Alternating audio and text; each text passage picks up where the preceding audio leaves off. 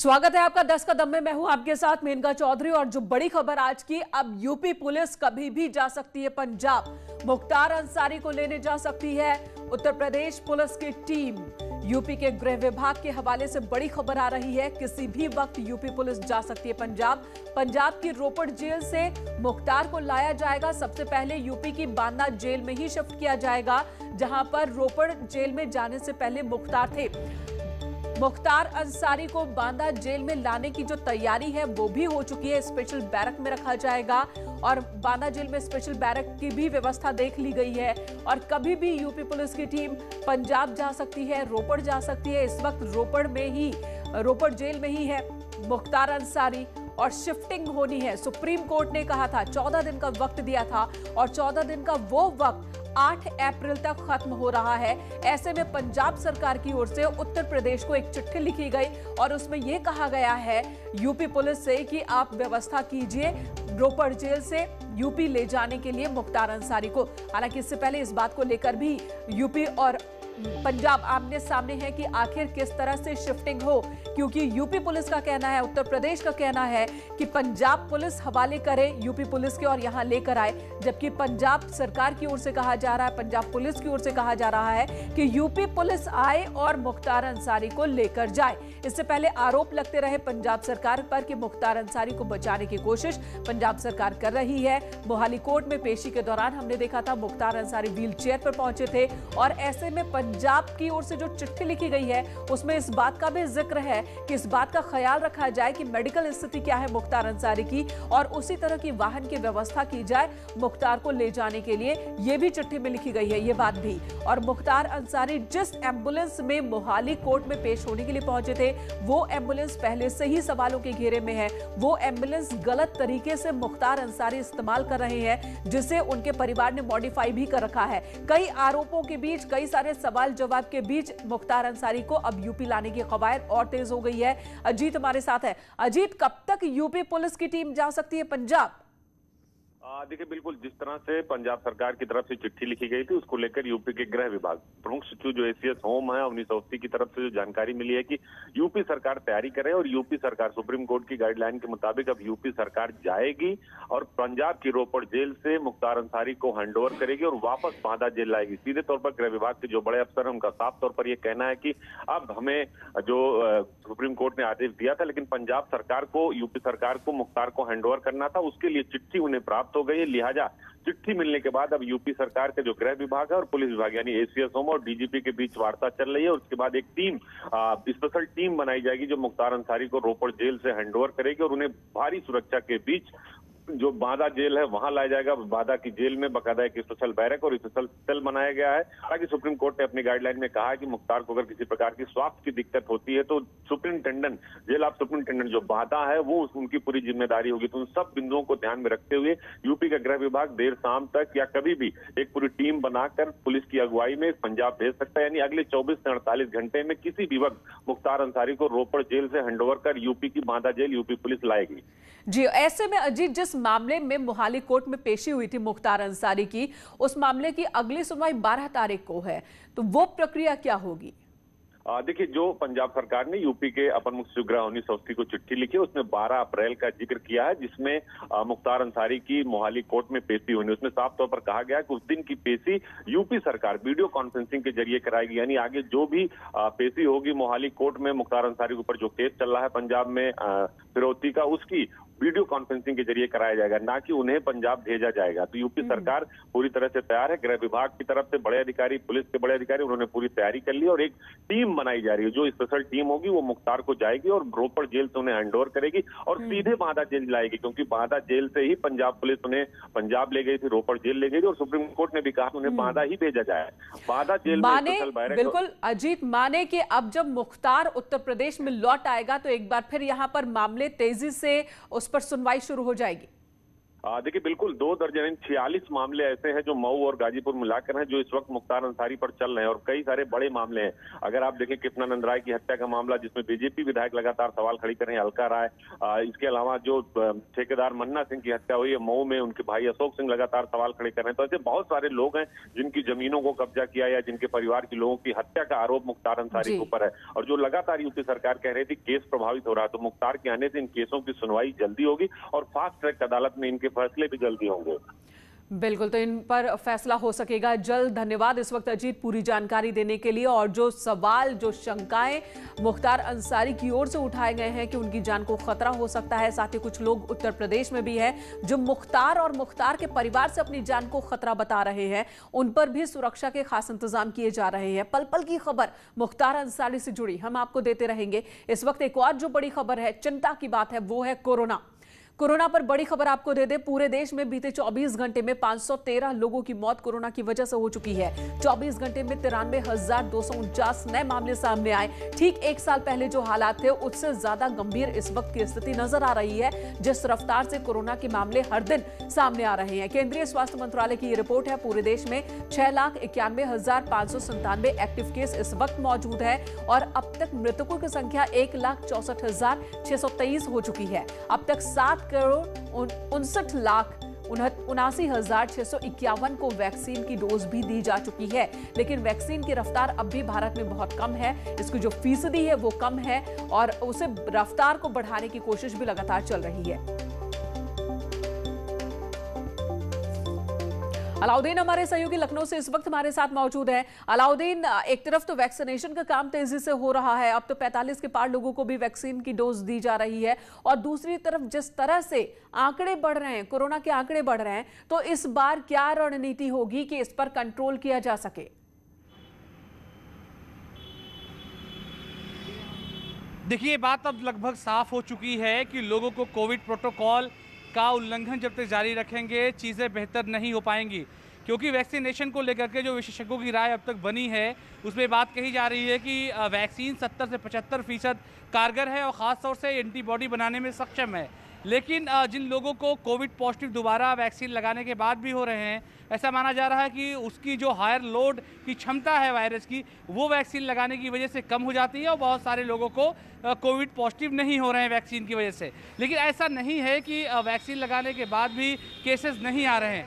तो ऐसे में जो प्रोटोकॉल की बात कही गई है, जो मास्क के इस्तेमाल की बात कही गई है या सोशल डिस्टेंसिंग की बात कही गई है, वो प्रोटोकॉल लगातार लोग तोड़ते हुए नजर आ रहे हैं। अब लगभग 50% लोग मास्क का इस्तेमाल नहीं कर रहे हैं। कहीं ना कहीं लोगों में लापरवाही नजर आ रही है। अगर पिछले साल की बात करें तब लोगों को जानकारी ही नहीं थी, तब ये जागरूकता की कमी थी कि आखिर सोशल डिस्टेंसिंग क्या है, मास्क का इस्तेमाल क्यों करना है, कोरोना कितना खतरनाक है। लेकिन एक साल बाद अगर इस वक्त की स्थिति बोले, कोरोना के बारे में हर किसी को जानकारी है, लेकिन लापरवाही इसलिए भी देखने को मिल रही है कि अब लोगों को शायद ये भी लग रहा है कि कोरोना से बहुत ज्यादा नुकसान नहीं होने वाला है, लेकिन ये लापरवाही उनके परिजनों पर भारी पड़ सकती है। इसलिए बार बार न्यूज़ 18 भी अपील कर रहा है लोगों से कि लापरवाही बिल्कुल भी बर्दाश्त नहीं होनी चाहिए, लापरवाही नहीं करनी है।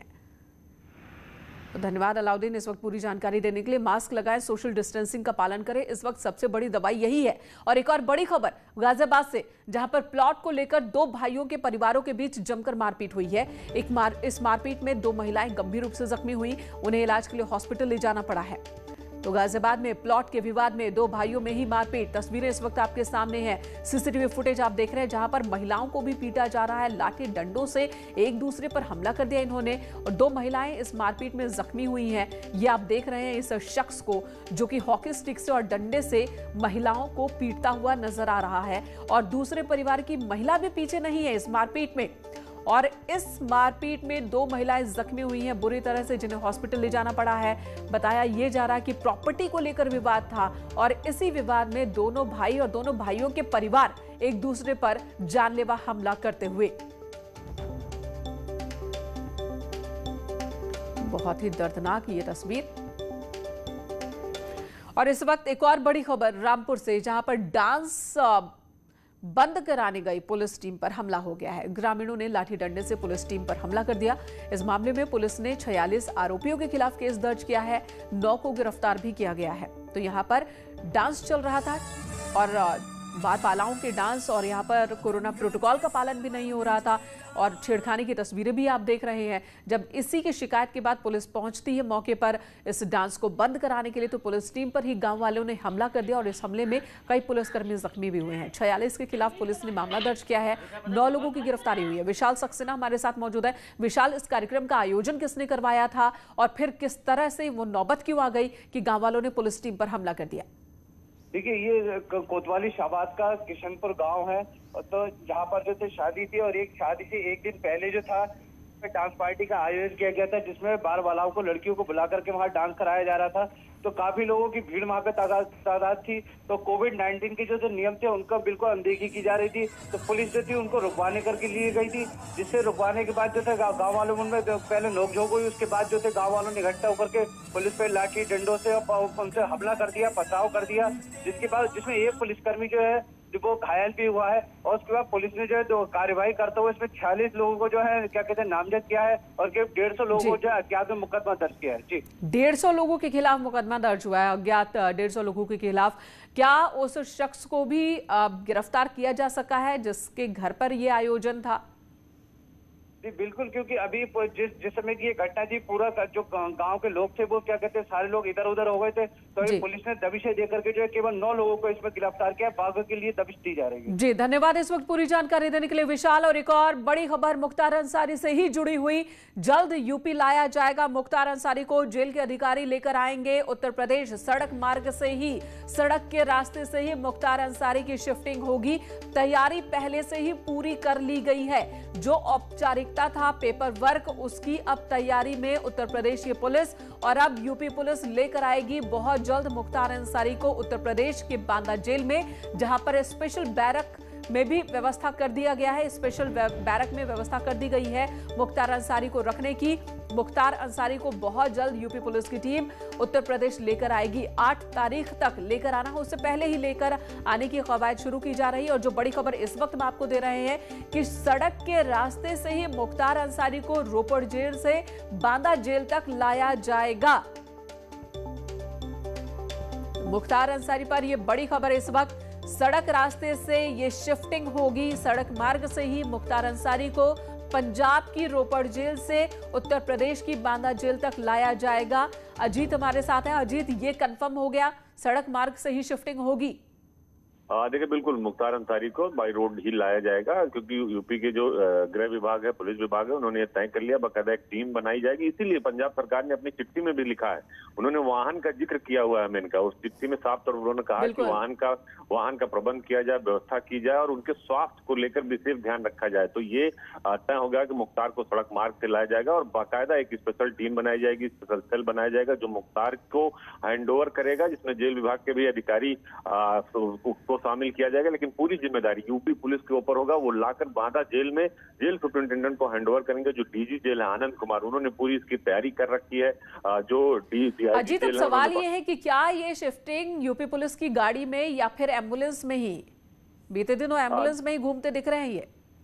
देखिए, जो अभी तक एम्बुलेंस इस्तेमाल कर रहे थे मुख्तार, वो उनकी अपनी निजी एम्बुलेंस थी। कहा जा रहा है कि वो बुलेट प्रूफ है, लग्जरी है, उसका इस्तेमाल अब वो नहीं कर पाएंगे, ये बात तय हो चुका है। लेकिन इसके साथ ही ये भी तय है कि यूपी पुलिस अब एम्बुलेंस जो वाहन है वो अगर उन्हें स्वास्थ्य का जो हवाला दिया गया उसको लेकर यूपी पुलिस ले जाएगी अपनी एम्बुलेंस। अपनी पुलिस की कई सारी गाड़ियां, वज्र जो वाहन होते हैं, जो काफी सिक्योरिटी होती है, उसकी काफी सुरक्षा के हिसाब से वो काफी अच्छी गाड़ी होती है, उनको गाड़ी लेकर जाया जाएगा। और जिस तरह से वहां अगर उनका स्वास्थ्य ठीक नहीं होगा, वो व्हील चेयर पर होंगे, तो उन्हें एम्बुलेंस मिलाया जाएगा। अजीत बने हमारे साथ विक्रम सिंह जी इस वक्त हमारे साथ मौजूद हैं। पूर्व डीजीपी विक्रम सिंह जी, न्यूज़ 18 पर स्वागत है आपका।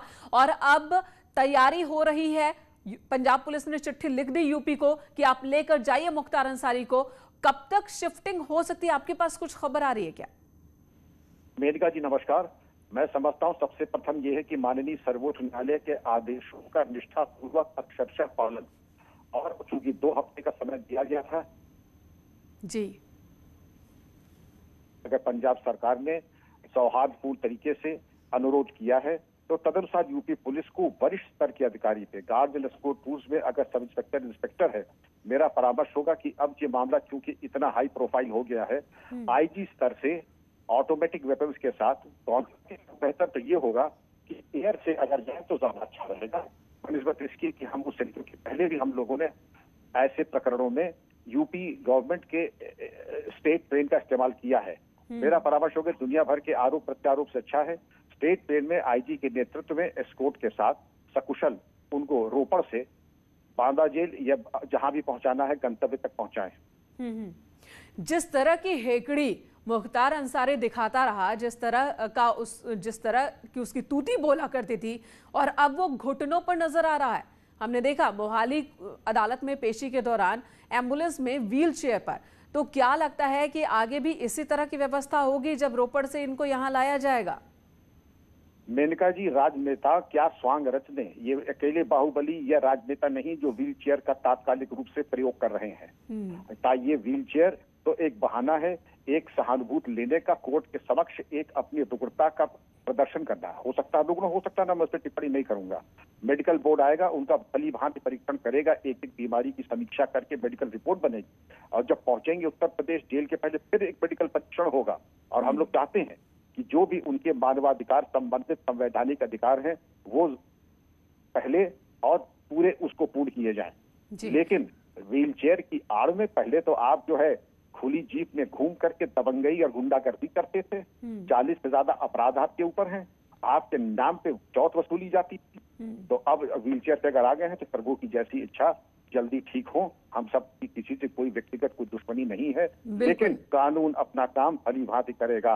और जो कानून के दुश्मन है उनको तो सजा होगी ही। और जैसा कि आपने कहा कि स्वांग, और वो सारे स्वांग, सारी कोशिशें, सारे जो नाटक हैं वो धरे के धरे रह गए, और अब जो होना है वो हो रहा है। सुप्रीम कोर्ट से लेकर के अभी तक की जो स्ट्रैटेजी यूपी सरकार की रही है यहां लाने की, उसमें यूपी पुलिस कामयाब होती दिख रही है। विक्रम जी, आप बने रहे हमारे साथ। अलका राय जी इस वक्त हमारे साथ मौजूद हैं, कृष्णानंद राय जी की पत्नी। अलका राय जी, अब बांदा आएगा, अब कोई अड़चन नहीं। मुख्तार अंसारी को लाने की जो तमाम तैयारियां हैं वो हो चुकी है। यूपी पुलिस कभी भी बांदा ला सकती है। आप इसे कितनी बड़ी जीत मान रही हैं अभी तक की लड़ाई में? जी, हमको भी जानकारी हुई है न्यूज के माध्यम से कि उत्तर प्रदेश सरकार पुलिस जा रही है वहां से पंजाब रोपड़ जेल से लेने के लिए। चलिए, समय सबसे धन्यवाद है सुप्रीम कोर्ट की, आज उनके कहने पर वो 2 हफ्ते के अंदर उत्तर प्रदेश आ रहा है। और ऐसे माफिया गुंडा को संरक्षण देने वाली सरकार, कांग्रेस सरकार जिस तरह बचा रही है, आज उत्तर प्रदेश में योगी जी की सरकार है। उनके चलते मैंने योगी जी के जो यहाँ पर बोलबाला मैंने ताकत कही है जी। तो आप कह रही हैं कि जो स्ट्रैटेजी यूपी सरकार ने यहाँ पर आजमाई, वहां पर कामयाबी मिली, वो स्ट्रैटेजी यहाँ पर कामयाब रही जी।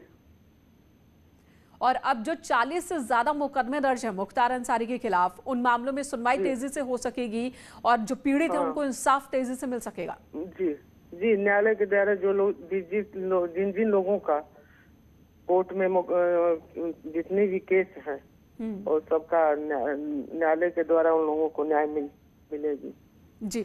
ऐसे में आप कुछ अपील भी करना चाहेंगे? बहुत सारे ऐसे लोग भी हैं जो सामने आए, वो कह रहे हैं कि अगर मुख्तार अंसारी यहाँ आता है तो उसके परिवार से उनको जान का खतरा है, तो वहां पर सुरक्षा के पुख्ता इंतजाम आप देख पा रही हैं? यहाँ पर योगी जी की सरकार है, ऐसे गुंडा माफियों का उत्तर प्रदेश में अब नहीं चलेगा।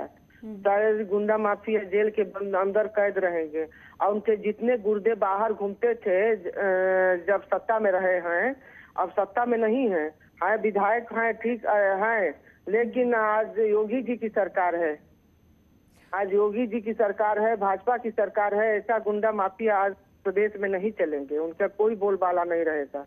व्हील चेयर पर भी आप कुछ कहेंगी? व्हील चेयर तो एक नौटंकी है। व्हील चेयर तो हमारा केस 16 साल हो गया, बार बार इसी जब केस रहता था तो बार बार ये दिखाता था कि हमको ये बीमारी है, मैं व्हील चेयर पर हूँ। तो अनेक बहाना, वो तो नौटंकी बहुत दिन से चल रही है, इसको मैं कुछ नहीं, मुझे नहीं करना है। ये नौटंकी नहीं हमको जानना है। और अब इस वक्त आप सरकार से क्या अपील करेंगी, प्रशासन से क्या अपील करेंगी, किस तरह से आगे सुनवाई हो? मुख्तार अंसारी उसके करीबियों के खिलाफ लगातार उत्तर प्रदेश में कुर्की से लेकर के जमींदोज की अवैध ठिकानों को जमींदोज किए जाने की कार्रवाई चल रही है, यानी शिकंजा चौतरफा मुख्तार अंसारी पर, उसके परिवार पर, करीबियों पर कस रहा है। और अब जब मुख्तार आ रहा है तो कहते हैं कि ताबूत में जो वो आखिरी कील वो होगा। जी, मुझे अपनी सरकार, जो भाजपा की सरकार है, योगी जी की सरकार है, आज कोई भी गुंडा, कोई भी माफिया, कोई बोलबाला नहीं है। कानून व्यवस्था एकदम टाइट होनी चाहिए। ऐसे कैदी को जैसे सब कैदी रहते हैं उसी तरह इस कैदी को भी उसी तरह रखना चाहिए जेल में। बिल्कुल, कोई स्पेशल ट्रीटमेंट नहीं, कोई स्पेशल ट्रीटमेंट नहीं होनी चाहिए। बने रहिए अलका जी हमारे साथ। विक्रम सिंह जी हमारे साथ मौजूद है लगातार। विक्रम सिंह जी, कितनी बड़ी ये जीत है स्ट्रैटेजी के तौर पर कि उसे रोपड़ से मुख्तार को अब बांदा इतनी जल्दी लाया जा रहा है, जबकि पंजाब सरकार की ओर से कई बार हमने देखा, बार बार कभी मेडिकल हवाला, कभी दूसरी वजहों से रोकने की कोशिश हमेशा होती रही।